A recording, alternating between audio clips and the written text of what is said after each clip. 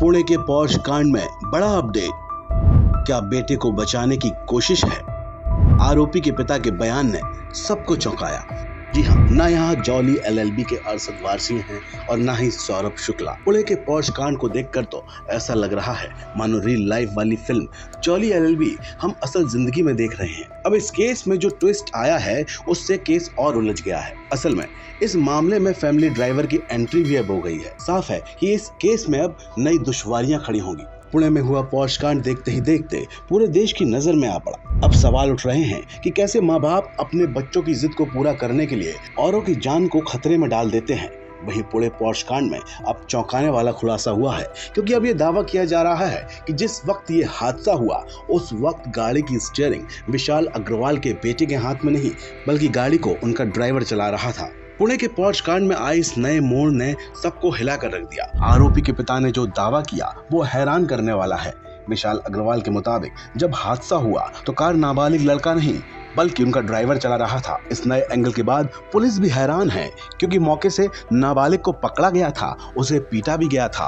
अब पुलिस ने अपनी जांच और तेज कर दी है। वहीं आरोपी नाबालिग के पिता विशाल अग्रवाल का मोबाइल फोन बरामद हुआ है और हादसे का खुलासा करने की तमाम कोशिशें की जा रही हैं। आप शायद इन तस्वीरों को कभी नहीं भूल सकते जब पुणे में तेज रफ्तार पौष कार के कहर में दो मासूमों की जान चली गई थी। इस लग्जरी कार ने बाइक में ऐसी टक्कर मारी कि मौके पर ही दो लोगों की जान चली गई थी। आपको बता दें कि पुणे के रियल एस्टेट डेवलपर विशाल अग्रवाल का नाबालिग बेटा उस कार में सवार था जिसने दो लोगों की जिंदगी छीन ली थी। जब ये हादसा हुआ तो वो भागने की फिराक में था। हालांकि लोगों ने उसे पकड़ लिया और उसकी पिटाई भी की।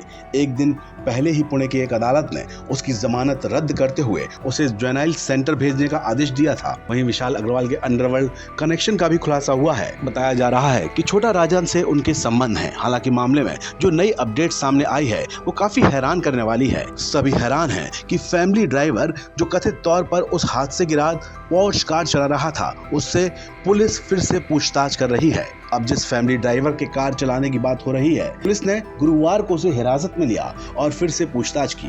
फैमिली ड्राइवर ने अपने बयान में दावा किया था कि एक्सीडेंट के वक्त वो पौष ड्राइव कर रहा था। बिल्कुल यही बात विशाल अग्रवाल ने भी अपने बयान में की है। अब इस मामले को लेकर पुलिस ने नाबालिग के पिता की हिरासत की मांग करते हुए कोर्ट को बताया था, क्योंकि किशोर कार चलाना चाहता था, इसलिए ड्राइवर ने अपने नाबालिग के पिता को फोन किया और उन्हें अपने बेटे की डिमांड के बारे में बताया, जिसके बाद उसके पिता ने ड्राइवर से कहा कि वो अपने बेटे को कार चलाने दें। तो वहीं पुलिस के पक्ष के मुताबिक ड्राइवर को मामले में गवाह के तौर पर पेश किया जा सकता है।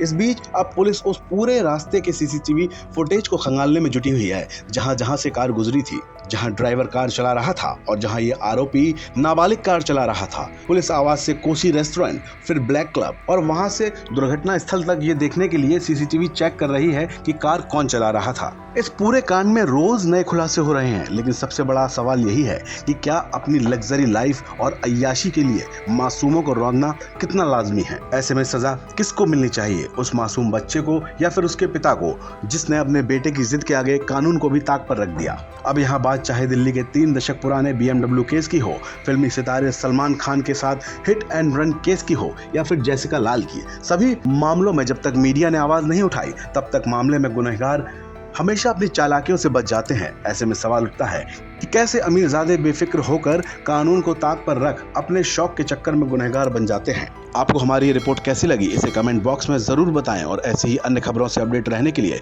बने रहें हमारे साथ, क्योंकि हम हैं बुलंद भारत टीवी, ताकत आपकी।